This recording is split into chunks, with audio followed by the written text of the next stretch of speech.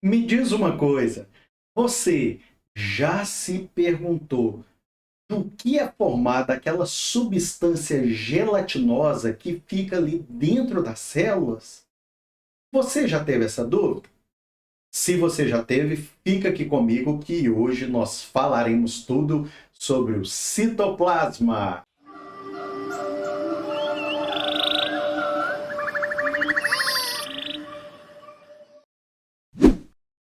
Bem, pessoal, então vamos lá. O citoplasma. Nas células procariotas, vocês lembram das células procariotas que nós falamos nas aulas anteriores? O citoplasma, do grego "phytos", que significa célula, tá? E o plasma, que dá a forma ali, que vai modelar aquela célula, vai compreender toda a região interna, delimitada então pela membrana plasmática.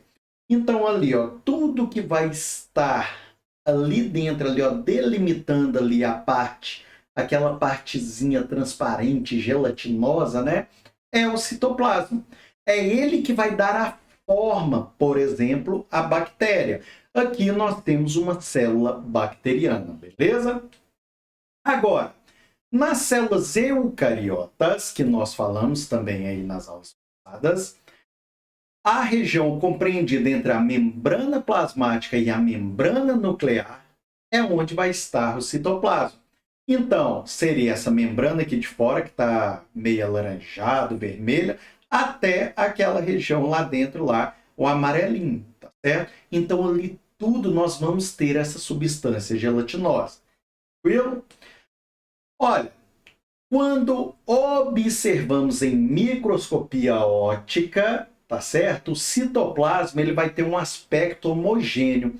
Nós vamos enxergar ele ali de apenas uma composição só.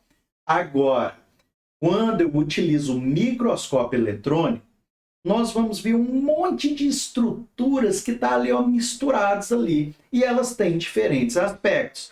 Observem aqui nesse vídeo. Nós temos aqui, então, o nosso citoplasma e temos um monte de estrutura aí que estava circulando nele. Mas acontece essa circulação? Daqui a pouco nós vamos falar. Fica comigo que eu vou te explicar o que faz acontecer esse movimento, hein? Vamos lá. O hialoplasma, também conhecido por matriz citoplasmática, citoplasma fundamental ou citossol. Então, o que é isso, professor? É o citoplasma. Tá? É essa região aí, no caso da célula eucariota, né? Compreendida entre a membrana plasmática, certo? E a membrana do núcleo. O hialoplasma vai estar presente em qualquer tipo de célula, tá? Mas, apesar de observarmos ele ali e pensar assim, nossa, esse carinha é uma substância só. Ele é constituído de uma mistura formada por água, proteínas, aminoácidos, açúcares, ácidos nucleicos e também de íons minerais. Na realidade, o citoplasma ou hialoplasma é um sistema coloidal. Quando eu falo para você assim, fulano, aqui eu tenho um sistema coloidal. Aí você vira para mim e fala assim, professor, eu sempre ouvi isso, nunca entendi. Então vou te explicar de maneira fácil. É como se você observasse ali uma mistura homogênea. Você está vendo ali uma mistura homogênea, tá? Mas, na verdade, é uma mistura heterogênea. Ele vai ter aquele aspecto de mistura homogênea, mas, na verdade, é heterogênea. Olha só, a fase dispersante líquida é água, tá? E a fase dispersa é constituída principalmente de proteínas. Então, o hialoplasma, ele não é simplesmente ali como se fosse uma geleia, não. Ele tem proteínas no meio dela. E essas proteínas vão ter uma função específica. Daqui a pouco nós vamos falar dessa função. Observa aqui. Nós temos 3 tipos de filamentos proteicos dentro do hialoplasma, certo? Das células eucariotas. Nós temos os microfilamentos, os microtúbulos e também os filamentos intermediários. E eles vão sim possuir função aí dentro do hialoplasma, ok?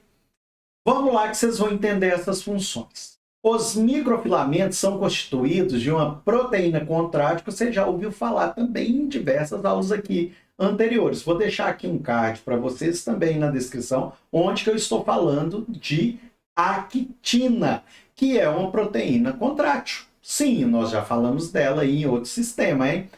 Embora, às vezes, encontremos também outra proteína, a miosina. Já ouviu falar também?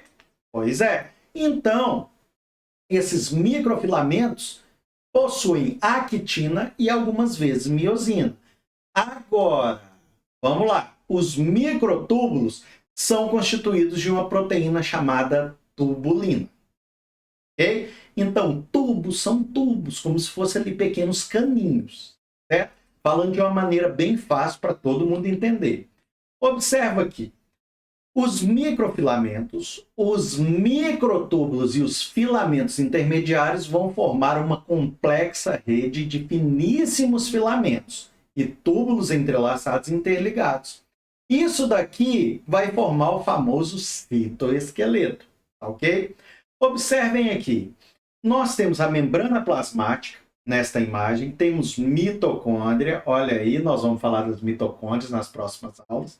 Temos filamentos intermediários, trama microtrabecular, esses carinhas aqui é como se fosse ramificação, como se fosse uma teinha de aranha, sabe, de onde saem vários filamentos.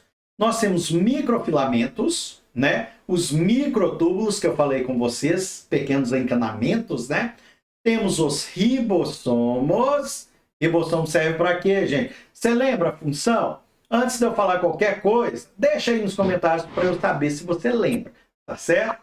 E o retículo endoplasmático rugoso, que eu já vou dar o spoiler, vai ser a primeira organela que nós vamos falar e é na próxima aula, hein? Então, se você não é inscrito no canal, já aproveita e se inscreve aí para não estar perdendo as próximas aulas, hein? E se preparando para o Enem, combinado? Vamos continuar. O que mais, professor? O citoesqueleto vai ser responsável pela manutenção da forma da célula. Isso mesmo, tá? E também ele vai determinar diversos movimentos celulares. Vou explicar para vocês. Nós vamos ter a ciclose dentro da célula e vamos ter movimentos ameboides em algumas células. Tá? Vou mostrar para vocês aqui uma coisa.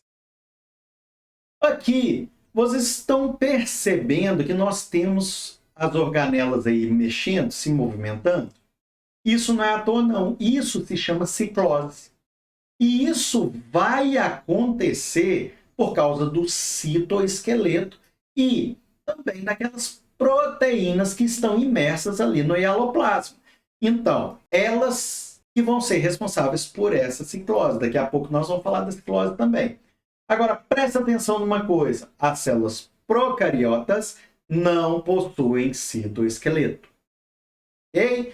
De boa na lagoa? Vamos lá. Ciclose. A ciclose é um movimento, então, que acontece ali dentro da célula, tá? Ele vai ter uma circulação que vai impulsionar, certo? Os nutrientes, os elementos, vai dispersar ali no citoplasma, tá?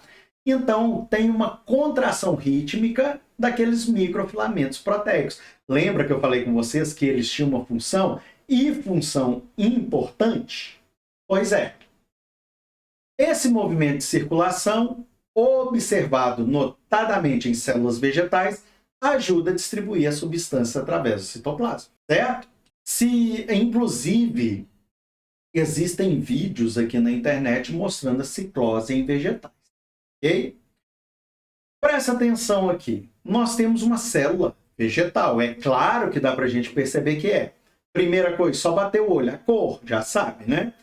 Percebam ali que nós estamos tendo uma movimentação tanto do núcleo quanto dos cloroplastos dentro da célula. A célula vegetal, ela possui um vacúolo muito grande. Então, Quando vai acontecendo a ciclose, eles vão literalmente como se fosse um carrossel, né, girando em volta desse vacúolo aí. Dá para a gente perceber tranquilamente aí a ciclose nos vegetais, ok? Como vocês podem ver, a velocidade vai aumentar com a elevação da temperatura e vai diminuir também com a temperatura baixa, ok? Luminosidade também faz com que isso ocorra. Olha só, graças à ciclose, as células vegetais são capazes de aproveitar melhor a luz do sol. Isso que eu disse para vocês. Quando há pouca luz, aí a ciclose vai distribuir os cloroplastos uniformemente ali nas folhas. Quando tem muita luz, aí vai agrupar eles numa determinada região.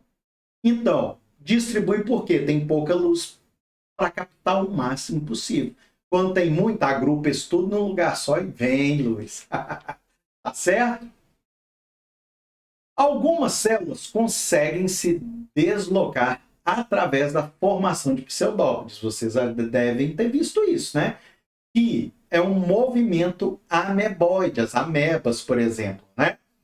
E também nós temos esse movimento nos macrófagos e também nos leucócitos, dentro do nosso corpo. Observem aqui o movimento ameboide. Percebam, ó, está havendo uma modificação aí, percebam. Aí ele vai criando pseudópodes, então vai ali, ó, vai uma parte para cá, outra para lá, e assim ele vai se deslocando. Isso é um movimento ameboide. Beleza? Tranquilo? Os movimentos que levam à formação dos pseudópodes também são de responsabilidade daqueles microfilamentos que eu mostrei para vocês anteriormente. Vamos lá. Os microtúbulos, além de participarem da formação do citoesqueleto, também vão participar da formação dos centríolos.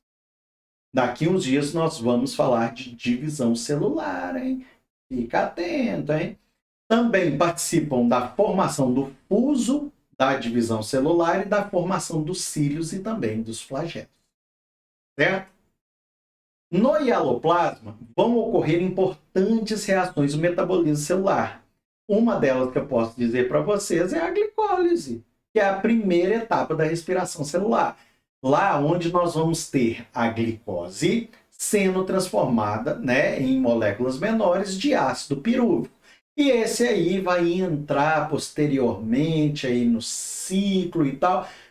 Para você saber mais sobre a glicólise, o ciclo de Krebs, tal, você vai fazer o seguinte: depois dessa aula você vai entrar nesse card aqui, vou deixar também na descrição desse vídeo o link para você ir até a aula de metabolismo energético. Combinado? Beleza? Então vamos lá. É também no hialoplasma que muitas substâncias de reserva, como as gorduras, o amido, o glicogênio, vão ficar armazenadas. Bem, pessoal, agora vão aparecer aqui na tela mais 2 vídeos para você dar continuidade aos seus estudos, hein? E se você não é inscrito no canal, já aproveita e se inscreve aqui agora, hein? Porque toda semana nós damos continuidade às aulas daqui, beleza? Um grande abraço a todos e até a próxima aula!